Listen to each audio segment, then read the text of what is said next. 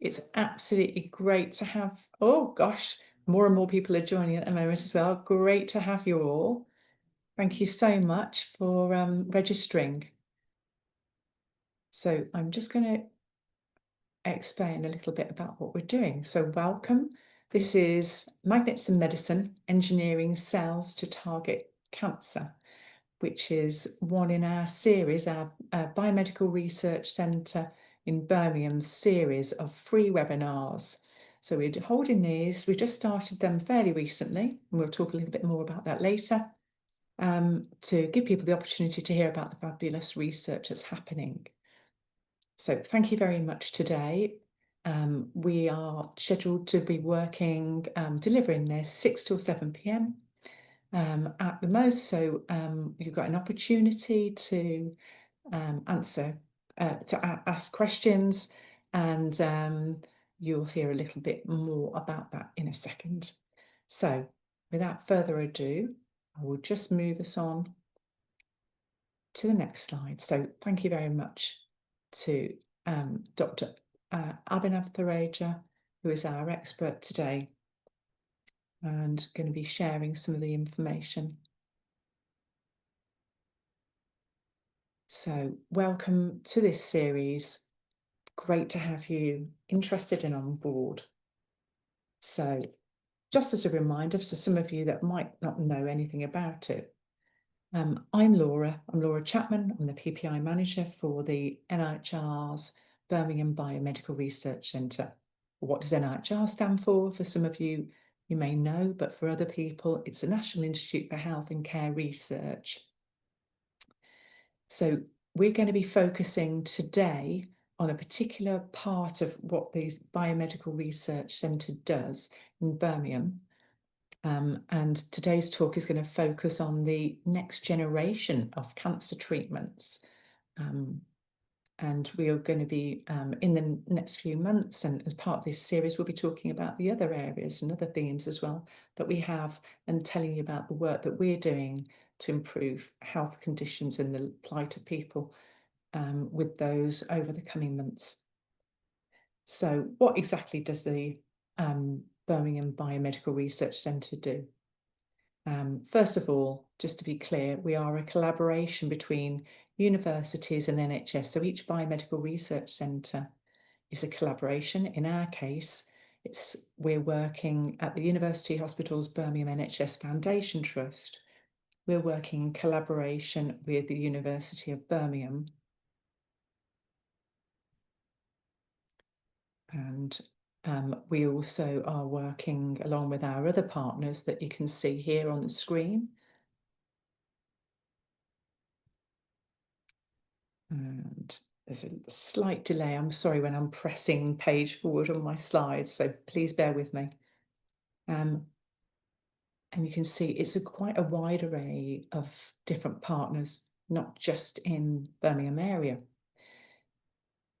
We are publicly funded by the National Institute for Health and Care Research, which is the NIHR acronym that I keep saying, NIHR. And it's the research part of the NHS. So we're not the only ones. So there are 20 biomedical research centres like ours across England, all working to improve people's health in the area of discovery science. So what do we do in Birmingham? At our research centre, we've got doctors, nurses and other healthcare staff working with researchers to make new scientific discoveries that we might be doing in science laboratories, and turning them into diagnostics such as tests and procedures, which help to identify illness and injury and treatments, and that's really key. Our research, specifically in Birmingham, focuses on inflammation and the effects and treatment of inflammation.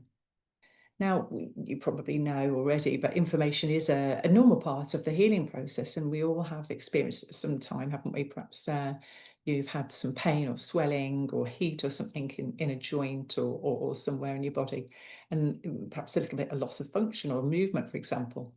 However, sometimes the body overreacts to this, and too much inflammation can cause further problems, and it's linked with many health conditions, including things like arthritis, infectious diseases, diabetes, cancer, and gut disease. So that's why it's really important that we find different and better ways of tackling that. So before we get started, I just wanted to say that you may see you've got a bar now on my screen. It's at the bottom. On yours, it might be at the top. It might be that you're using a phone, and again, it might look slightly different. But what we want to do is we do want to hear from you. So we're going to hear from Abhinav Thareja first, but then we want to hear from you. If you've got any questions as well, we want to have a go at trying to answer some of those. So you would need to use the Q&A function because we're in a webinar. Click on that and you can just pop in the question that you've got there, and then we will try and answer it at the end. So you can do it at any point, but we will be answering them all at the end. They'll all be saved there, don't worry. But just as a quick reminder as well, we can't offer any medical advice, so we won't be answering any questions about that. But again, we'll have a look and just see which are the most popular questions as well. But please do put it in there. So as you know, the webinar is being recorded, and thank you, Becky. She's on the call as well, and Becky's going to just arrange for that to happen. You might have seen already, it says recording. That's terrific. And then what we'll do, we'll upload that onto our website in the next few days, and we'll also send everyone who registered to attend this a copy of this link as well. All right, so thank you all very much for joining today. And without further ado, I'm going to hand you over to our expert speaker today, Dr. Abhinav Thareja, to talk with you about magnets in medicine, engineering immune cells to target cancer. Over to you. Hi, thanks, Laura, for the great introduction about the NHR as well. Early good evening, everyone. Hello, my name is Abhinav Thareja, and I am a research fellow at the University of Birmingham, where we are working with NIH Birmingham Biomedical Research Center. And today, I'm going to take you on a very short 30-minute fascinating journey where we will explore and understand my research on how we are training our body's own immune cells using magnetic forces and very tiny magnetic particles to make our immune cells able to better recognize and target cancer cells, and all of that in a remote controlled manner, which we can do externally from outside the body. So I hope everyone is as excited as I am. So let's start. First of all, what are we researching here?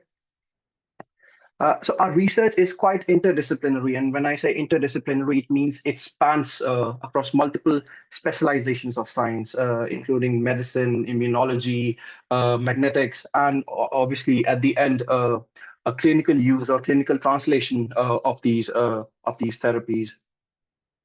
And when we say immunotherapies or T-cell immunotherapies, so what do we mean by an immunotherapy? So immunotherapy is basically just means harnessing our body's own immune system to fight diseases, and obviously in this case, cancers.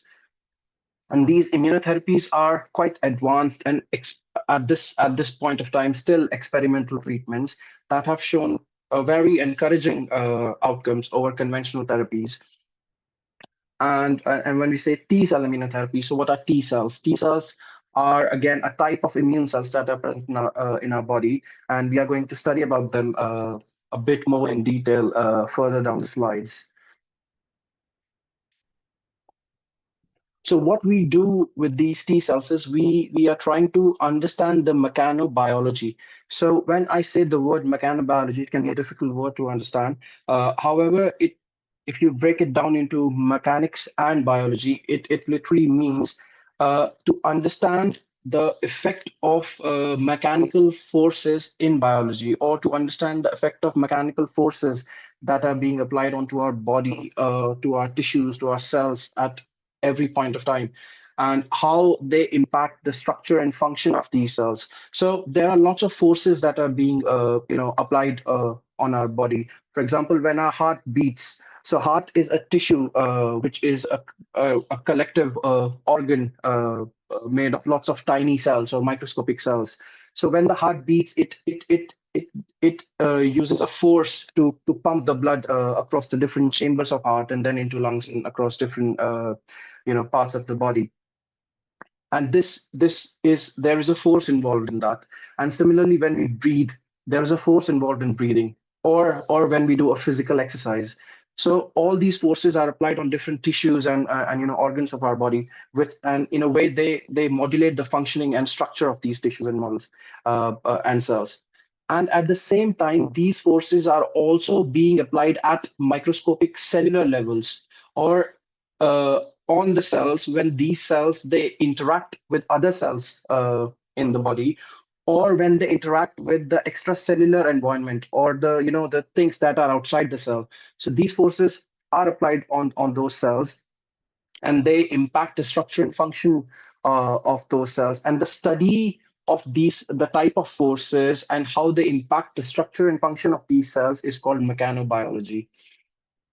So what we are trying to study here is understanding the mechanobiology and exploiting it, and specifically of trigger points. So when these forces are applied on cells, they're not, even though they are applied on the whole surface or inside the cell, there are very specific proteins either present on the surface of the cell membranes or embedded a bit deeper inside the cells that can sense these mechanical forces and release certain signals inside the cells, or biochemical signals. And these certain proteins that we are going to refer to them as trigger points. However, scientifically, because they are able to sense these mechanical forces, they are scientifically called mechanosensors, and they are present in T cells and cancers. And that's what we are going to exploit, their properties and how they sense and these forces. So for these to apply these forces remotely on these trigger points in a targeted manner, we use magnetic nanoparticles. Now, when I say nanoparticles, nano is a scale of measuring length. So, for example, 1 nanometer is 1 billion times smaller unit than 1 meter. Uh, and the particles that lie in a scale of 1 to 1000 nanometer, so these are microscopic particles that are almost invisible to a naked eye, and these are called nanoparticles. And these are magnetic because these are ion based, so we are using ion based particles to apply these targeted magnetic forces on these trigger points of T cells and cancers. And finally, what we are trying to achieve is we are trying to enhance the function, enhance the activation of these T cells so they can finally, go and kill the cancers, or they to increase their ability to recognize the cancer, because they need to recognize the cancer in order to kill it. And we want to be able to do it on demand, as we said, in a remote controlled manner. So if we just look at the scourge of cancer, or the burden of cancer, uh, cancer overall, or all different types of cancers overall, constitute the highest disease burden over any other different type of disease, whether it be clinical, social, or economic burden. And we lose almost 250 million life years due to cancer. So when we say we are losing 250 million life years, we are talking about disability adjusted life years, which means the life years that are lost due to living with less than full health, or the life years that are lost due to premature mortalities or premature deaths due to a disease or a disability. And obviously, cancer is also globally the second highest cause of mortality due to any disease, only after ischemic heart diseases.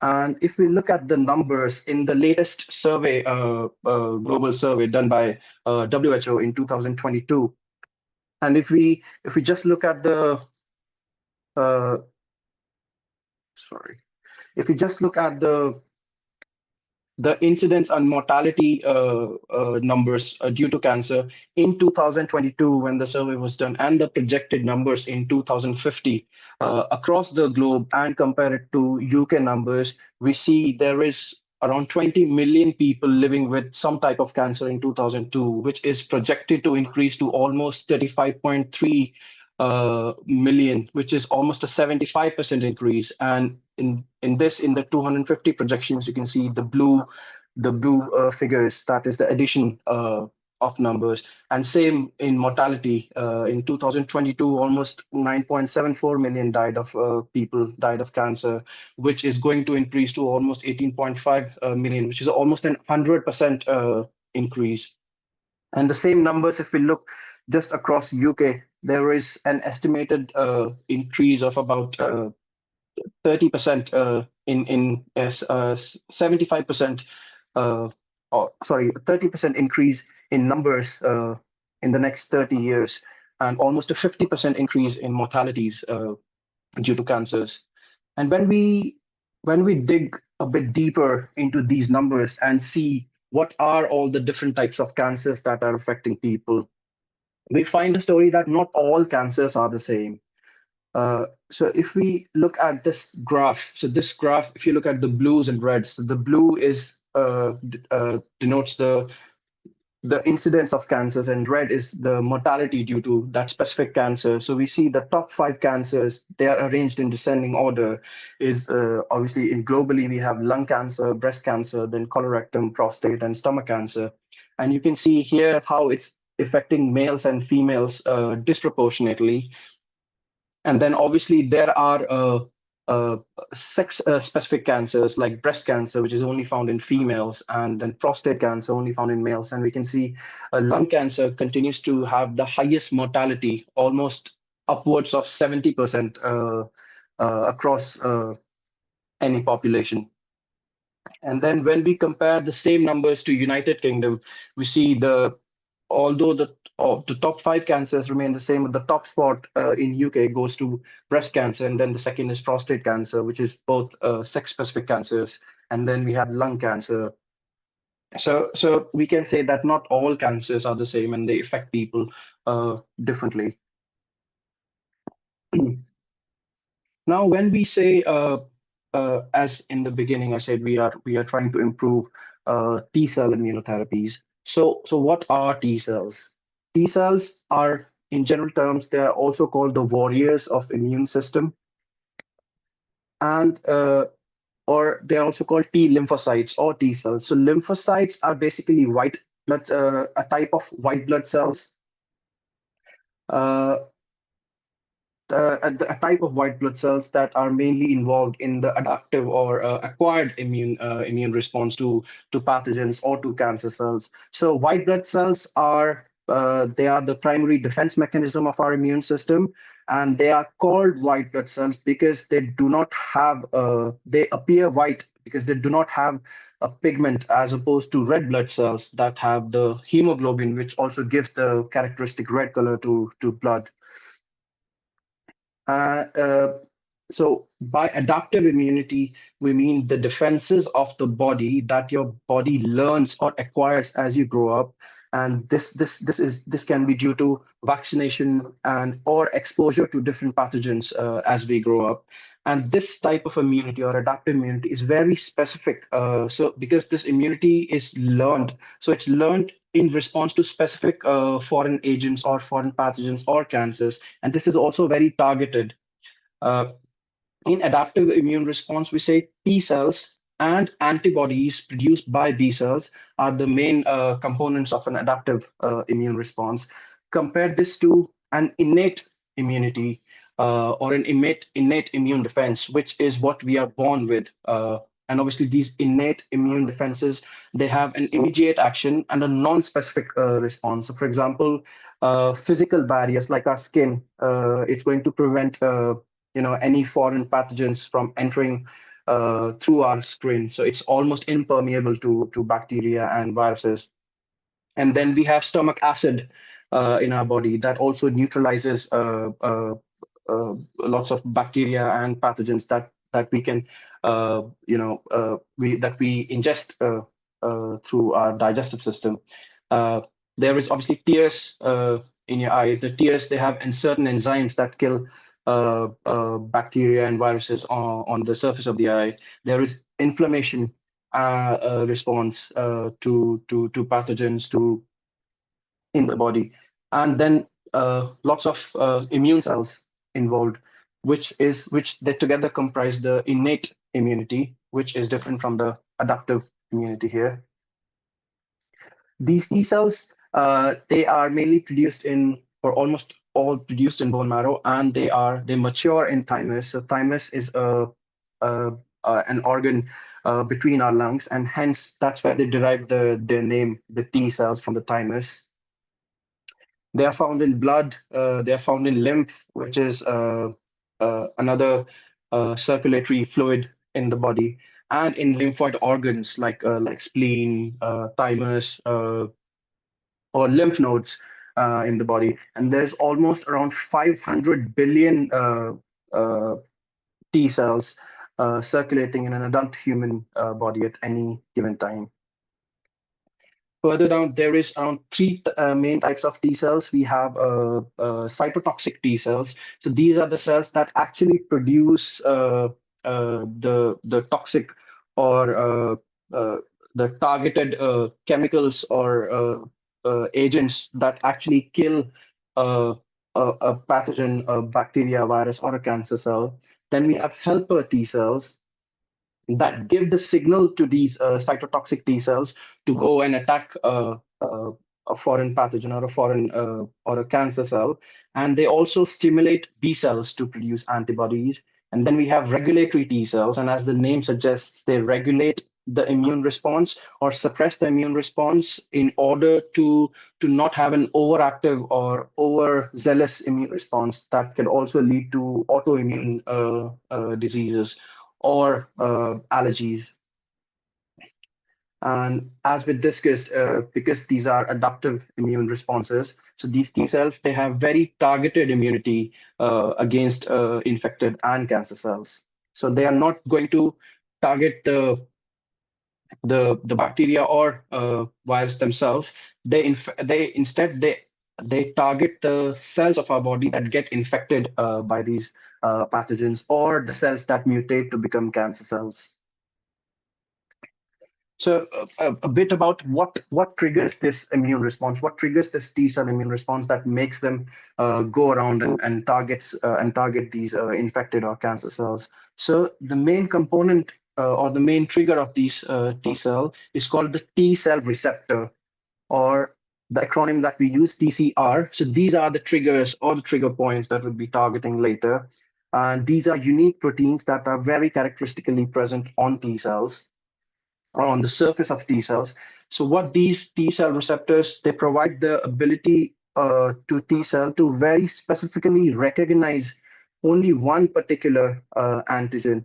And when we say antigen, so antigens are similarly or analogous proteins that are characteristically present on the surface of infected cells or cancer cells. So the T cell receptor, it goes around, finds recognizes an antigen, binds to it, and then releases its immune responses to kill, to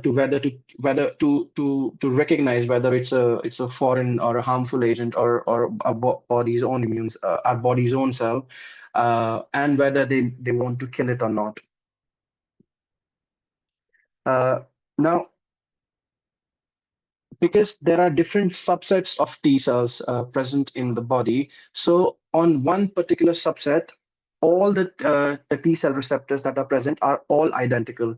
And when I say identical, they're identical in a way they are all programmed to recognize one specific antigen, or one specific antigen on a different cell that they can target and kill. However, this receptor on one set of T cells would vary entirely, or would differ entirely from the T cell receptor present on other set of T cells.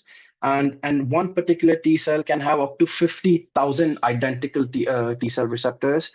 And based on the different subsets of T cell receptors that we have on different type of T cells in our body, we can have up to 10 billion different types of TCRs. So when we say 10 billion different types of TCRs, we have 10 billion different types of sort of molecules in our body on T cells that can go detect 10 billion different types of pathogens. So virtually any harmful molecule or any harmful pathogen. Now, a bit about what is T cell immunotherapy, or an understanding of T cell immunotherapy. So, T cell immunotherapy, as I described earlier in the cell, is harnessing our body's own immune cells, or T cells in this case. So what we do is you take a sample of blood or tumor from the cancer patient, and then we isolate T cells from those cancer patients. We grow them, and we engineer those cells. So how we engineer them is we genetically modify those cells, or genetically engineer them to have artificial or more enhanced these trigger proteins, or T cell receptors on their surface, that can enhance their functions to target and recognize cancer cells. And then that these T cells are multiplied in large numbers in a lab outside the body, and then they can be delivered or injected back to the patient as a drug, where they further continue multiplying inside the body, and then they can recognize and kill cancer cells.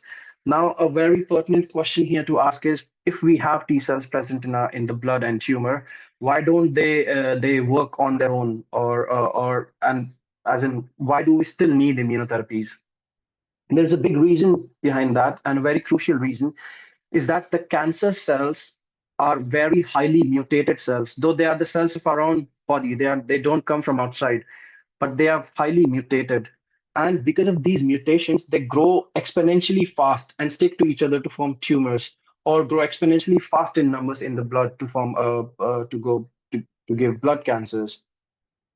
And during these mutations give them ability to escape the recognition from immune cells. So they go around like imposters, and T cells are not able to recognize them, and that's why we get cancers, and that's why we need immunotherapies. That's why the functions of T cells need to be enhanced outside the body for them to be able to recognize these mutated antigens on the cancer cells. Another big reason is that the environment inside a tumor is very harsh for T cells, and is not very welcoming. So what it does is it prevents the T cells from entering the tumor or killing any cancer cell or recognizing any cancer cell. Uh, at the moment, at this point of time, as we speak, the NHS offers T cell immunotherapy. So T cell immunotherapy is one type of immunotherapies among various other immunotherapies. And if you want to know more about immunotherapies, there is very nice educational resource called Understanding Cancer Immunotherapy Research. You can go there. This has been developed by leading experts in cancer research, clinicians and researchers, and it explains in very easy and simple language what all different types of immunotherapies can be used against cancers. So when we say that it's offered for relapsed or refractory only blood cancers as second line treatments after at least two conventional or two regular therapies have failed. For example, like chemotherapy or radiotherapy have failed. Because these are experimental treatments and are still in trial phases, that's why they are only offered to a very niche set of patients. Uh, by relapsed cancer, it means, so when cancer is being treated and it has gone into remission, and it has almost become undetectable, but after a few years or after a few time, it comes back or it relapses. So that's what's called a relapsed blood cancer. And refractory blood cancer means a cancer that has become almost resistant to any type of treatments that are available conventionally. And then obviously there are certain challenges to these T cell therapies that we are trying to overcome in our research. So these T cells, as I explained earlier, they are taken out of the patient, and then they are genetically enhanced or genetically engineered to create artificial receptors on their surface that can recognize those mutated cancer cells. Now, in order to do that, they need to be taken out and activated outside the body. So when I say activation, it means they need to be activated. They need to be in an active form, or they need to be able to go and kill the cancers. If they're not active, they would not be able to kill cancers, and they need to be multiplied in huge numbers to have sufficient numbers for a therapeutic purpose before they can be injected back into a patient. So in this process, we see certain challenges.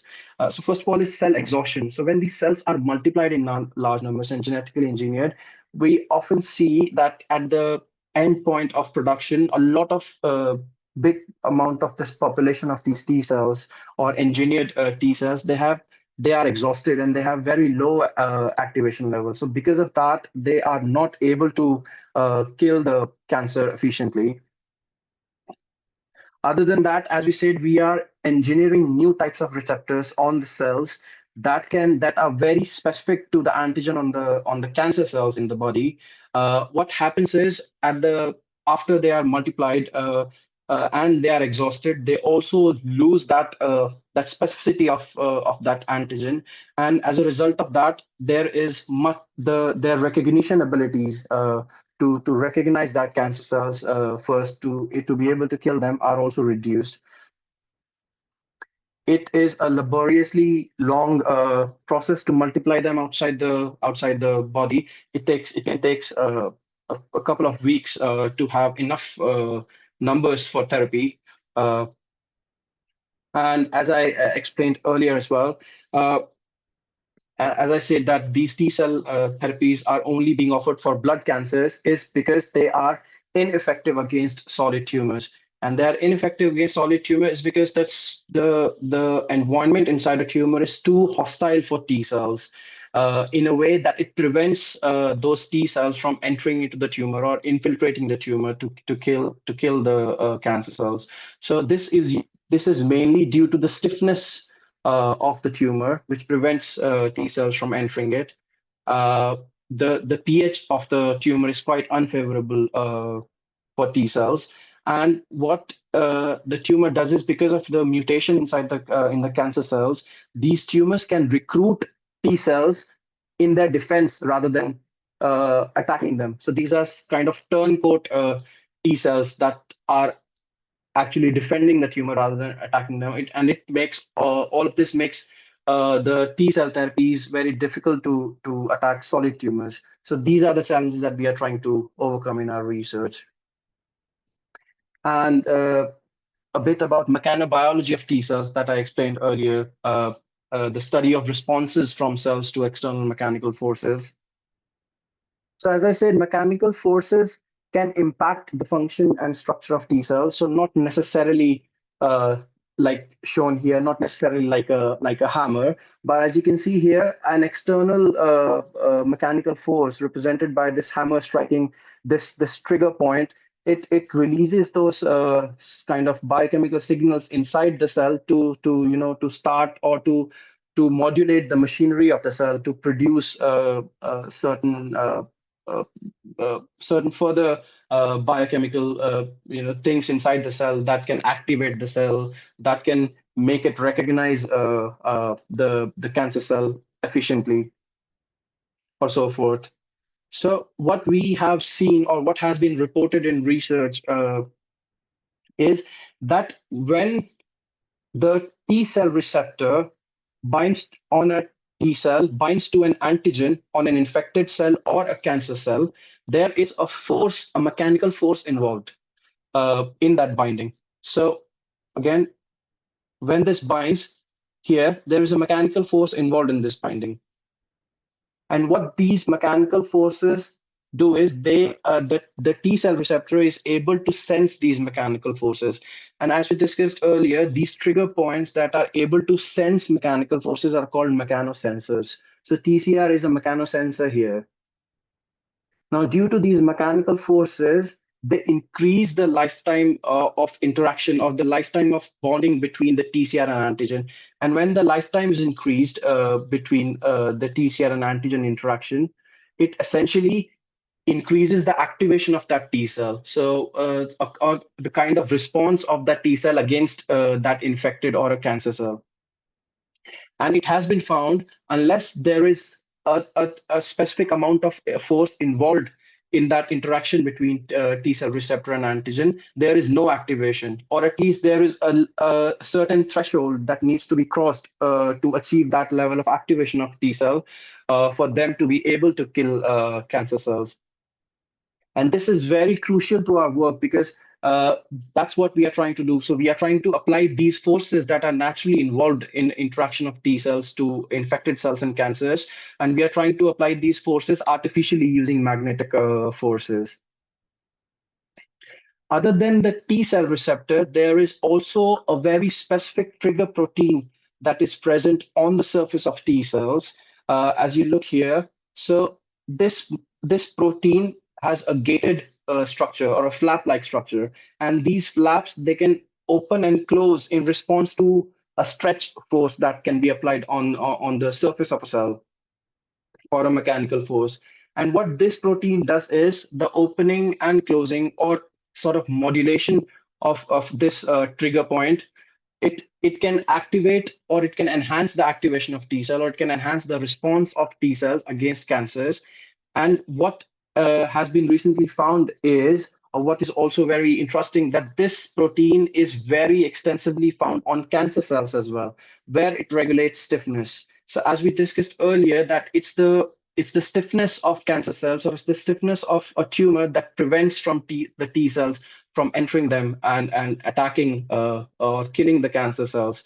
So what we can actually do here is we can apply these forces to these kind of mechanosensors, and what we hope it that this would reduce the hostility of solid tumors towards T cells, and would increase the infiltration or trafficking of T cells inside the tumors to kill them. And now, how we apply these forces is we use magnetic nanoparticles.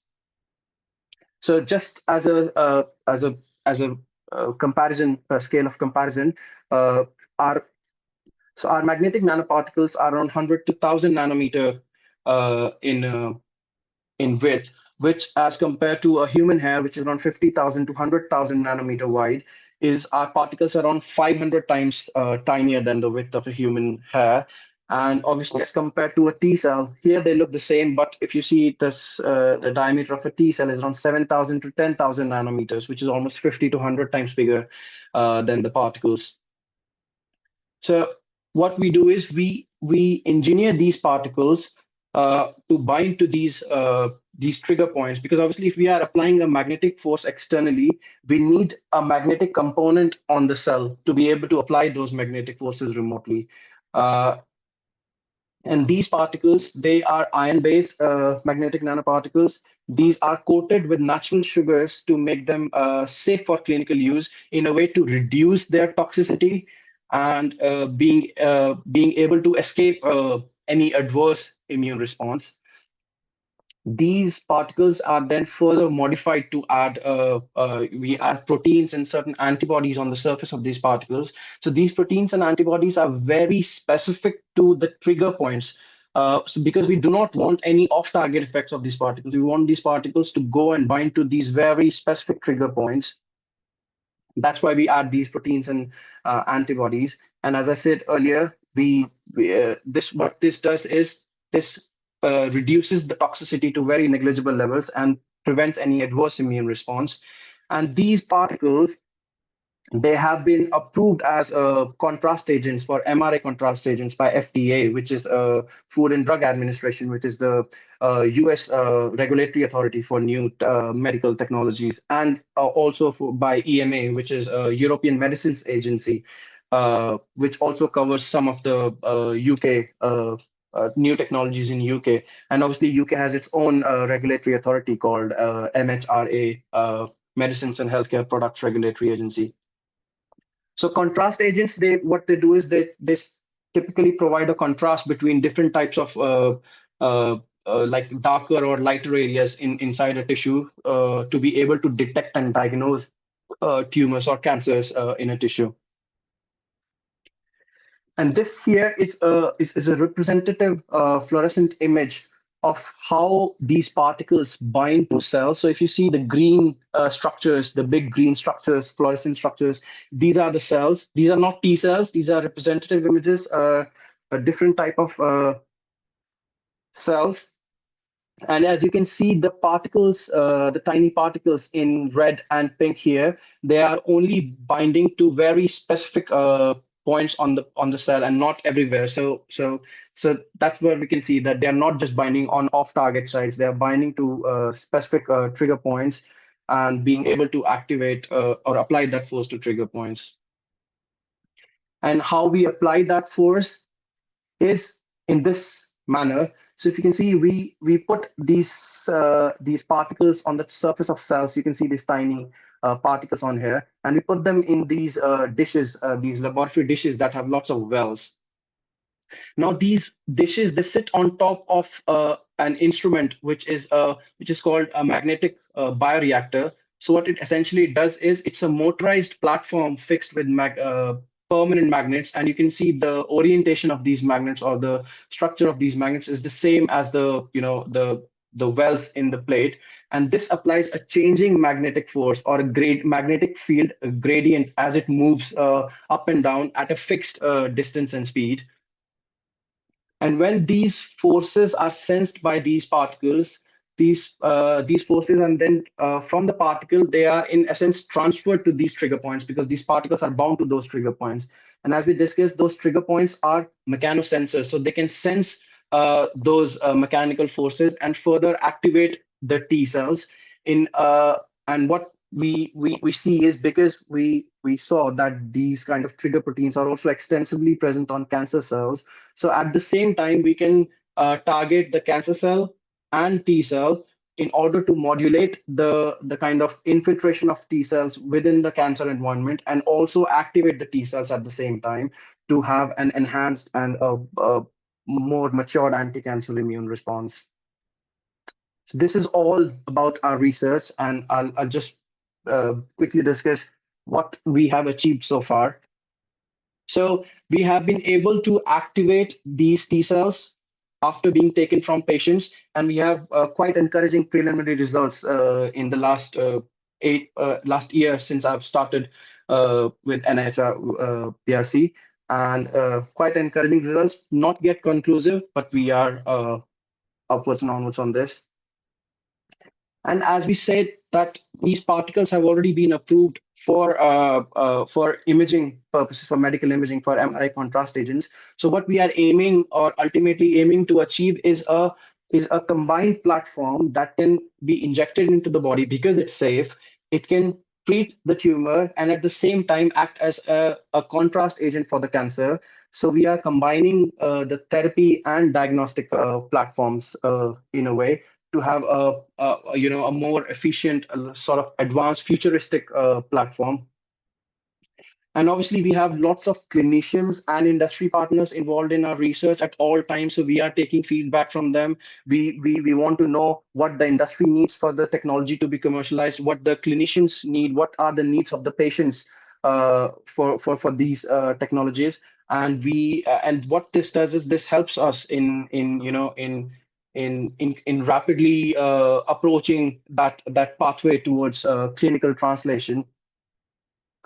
And as I said, that we are with this, we are being able to target solid tumors as well. And with this, we should be able to overcome the challenges that we see in current T cell therapies, which are still experimental. So that's all. And I would like to thank our funders for our research, European Research Council, which funded this project initially. And then obviously we moved to NIHR Birmingham Biomedical Research Center, which is funding this research under the Next Generation Therapies team. I would like to thank our collaborators, Dr. Clark, my colleague who started this work initially before I came on board. He's at Oxford now. My supervisor, Professor Al-Hajj, and my co-supervisor, Prof. U. And this is our nice group, Christmas last year. And I would like to also thank all our hosts, Healthcare Technologies Institute, Center for Liver and Gastrointestinal Research, Department of Immunology and Immunotherapy, and obviously Institute of Translational Medicine. And thank you so much for joining the webinar and patiently listening to me. Oh, All right. Thanks, Laura. thank you so much. That's really absolutely fascinating talk. Really appreciate your time there. I know we spent a time talking about how do we make it as simple as possible. And it's a very complex, it's very, very complex. So it's really difficult to do. And I really hope that you all found it as interesting as we did. And thank you very much now for posting in some of the questions and answers. So um, I know we're sort of running rapidly out of time, but I do have a couple of questions here. But if you've got any other burning questions, please do ask away. And I'm going to put these to you now, Abhinav. So you're in the hot seat now. Yeah, So, bring it on. okay, right. So the first question that I've got is people can be scared hearing about nanoparticles and their toxic effects. How do you make sure there's no toxicity? Uh, yeah, very, very good question, to be honest, Mm. and very pertinent to our work, especially using nanoparticles. So, if you, Oops, as I explained on, sorry, it's okay. yeah, as I explained on this slide, that these particles, they are already coated. These are engineered particles. So these are not just naked particles. These are coated with natural sugars to have very limited toxicities.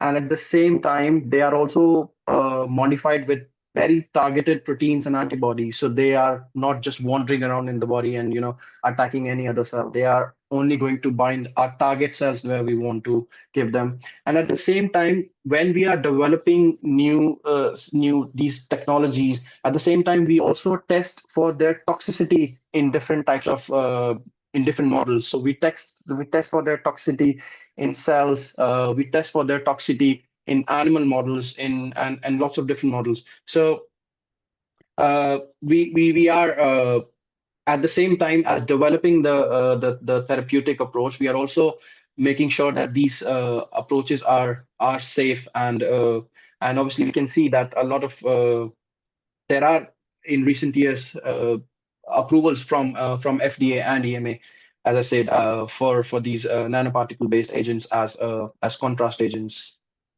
So I think uh, we can address that issue Okay, with that. thank you very much. Okay, right, and thank you to the questioner. Okay, and if we just move back to the slide that says Q&A, if you're okay, I've got one Yeah. more question for you that's appeared. Thank you. The Sorry. question is, if your body has an immune system that can fight cancers, then why do we need immunotherapies? Sorry. Yeah. So good. If we already have a immune system, why do we need immunotherapies? And that's what uh, I also said in one of the slides where I explained what are immunotherapies and why do we need immunotherapies. So as I said, the cancer, we do get cancer because cancer cells, they escape our normal immune cells. So these cancer cells are highly mutated. So their antigens are also very mutated. And because of these mutations, they give them the ability to these cancer cells that they can escape the immune response. They can escape being detected or recognized by our body's immune cells. And due to that, they can grow very exponentially faster. And that is why we need to impart these, extra strength or extra enhanced abilities to our T cells or other immune cells to be able to go and recognize and kill the cancers. And that's the reason why we need immunotherapies. Wow. Okay. Thank you very much. I've got a couple more. I won't have time to answer more, but I'll do my best. So final probably question, and then I'll cover the other question that's popped up. So it's a lovely one. Amazing research, says the person. I'm currently a student interested in this and had a question. I was wondering if you could explain the protein on the cell surfaces that moderates stiffness, stiffness, that ions cause stiffness. I was also wondering whether you could explain the usage of the particles again. Okay. Okay. So I'm not sure. Sorry, that's kind of two in one there. yeah, I think it's because they're probably already a research student, so they know a bit more about the science side Yeah. of these proteins or trigger proteins. So yes, so these proteins they are called mechanosensitive ion channels. These trigger proteins that and as you rightly said, these ions that they cause increased stiffness. So basically, so mainly it's the calcium ions that have been implicated uh, in this in the stiffness of the tumor microenvironment, and at the same time it's the same calcium ion dependent activation responses that we see in T cells when we can modulate these same proteins on the surface of T cells. Uh, so yeah, so that answers one of your question, and I think the other one was I was also wondering whether you could explain the usage of the particles again. Yeah. Yes, so the particles, it's in very easy terms. These are magnetic particles, and these particles are they are engineered. So we put certain proteins and antibodies on the surface of these particles, and when these particles are engineered, they become sort of targeting, like bullets where they can go, and they do not target any other cell. They will only go and bind to the target. So the cell where you have fired that bullet, they will go and recognize that antigen for which you have the antibodies on the surface of the particle.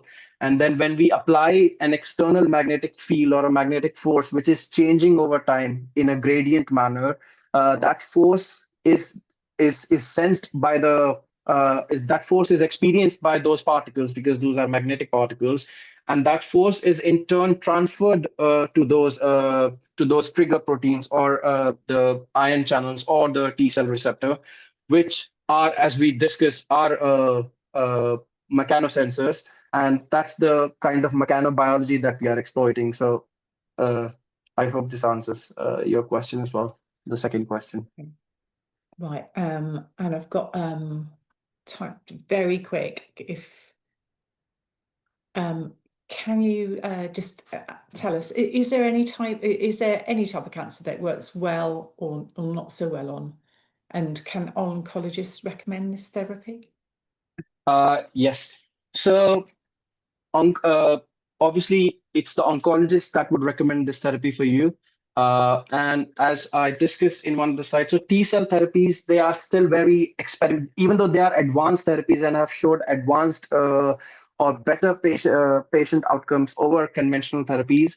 However, they still remain a last line therapy. Only after two conventional therapies have failed to treat that cancer. So that's why they are only offered for relapsed or refractory cancers. And yes, your oncologist would recommend you, if you qualify or if you are eligible for the therapy, which again is based on how aggressive is your cancer. And at the same time, is there any type of cancer that it works so well? Yes. So at this point of time, the T cell therapies are only available for blood cancers or, as we say, B cell lymphomas. Thank you very much, and thanks for making it so brief. I'm sorry to people that haven't been able to have their question answered, but I will kind of caveat with, I think it would be great if we could do perhaps, Abhinav, at some point we could do with perhaps a lay summary Yep. or something like that. And again, we'd Yep. love to work with some people, and that's been a fantastic suggestion in one of the chats, and we can share maybe a lay summary kind of in the form of slides maybe. So let's have a think about that after this. Yep. Um, Absolutely. that would be absolutely brilliant, because I know it's very complex, but absolutely fascinating. So if I just move us on to the next um, uh, slide, we've just basically, again, research is so important, your voice is heard. We need people to take part in clinical trials in the first place, though, which is really essential for us to try things out. So if you did want to take part in a clinical trial, we're going to now paste in the chat. You'll be able to see and grab that link if you want to. So click on that link or save it, and it will open up on a web browser. So we'd love you to have a think about taking part in a clinical trial by expressing that. So thank you very much, Becky, for doing that. And it might be that from the very beginning, you want to be part of it. And again, your lived experience is so important. I mean, this webinar series is as a result of working with members of the public who share their lived experience with us and part of the groups. And I'm grateful to all those people who are in the groups that we work with. And you can see some amazing events and things that we've done in the last few months. And again, it might be that your lived experience is that little bit of the jigsaw that will help with our researchers. So again, please help us make a difference by expressing it, and join a group or tell us that you're interested, and there's all sorts of different ways you can be interested. You can do as much or as little as you choose. So again, thank you very much. That link has now gone into the chat. And again, you might want to help by perhaps being specifically about joining a group with the Biomedical Research Centre. And again, we've got all of that on our website. And again, Becky's just posting that into the chat now, a link, so you can go direct to do that if you wanted to get involved. And you can find out more. You're not committed to anything. Again, I'll get in contact, or some member of the team will be in contact with you to find out exactly what you want to do and what your exact needs are. But again, it doesn't happen just with researchers, does it, Abhinav? It happens with members of the public. It happens to members of the public. So we can't do research about them without them. And with the taxpayers, that's what we want to carry on doing. And I'm delighted to tell you that we're going to say a massive thank you to Abhinav Thareja. We're going to end in a minute, but we have got another webinar coming up. And again, because they're monthly and because this is the end of the month, it's not very far away. It's in 2 weeks' time.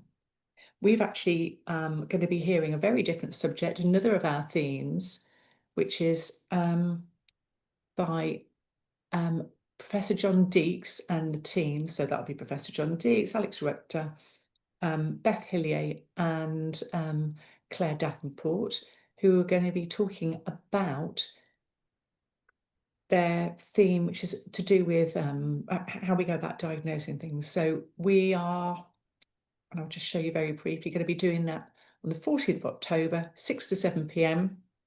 And again, in the same way that you registered for this, we'll then release links. So as of tomorrow, we'll be sending that information out to people. And we'd, again, love to be able to do that.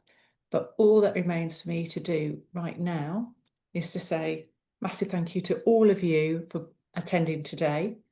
And massive thank you to you, Abhinav Thareja, for all the work you've done, and the rest of the PPI team that have helped support all of this happen, and the communications team.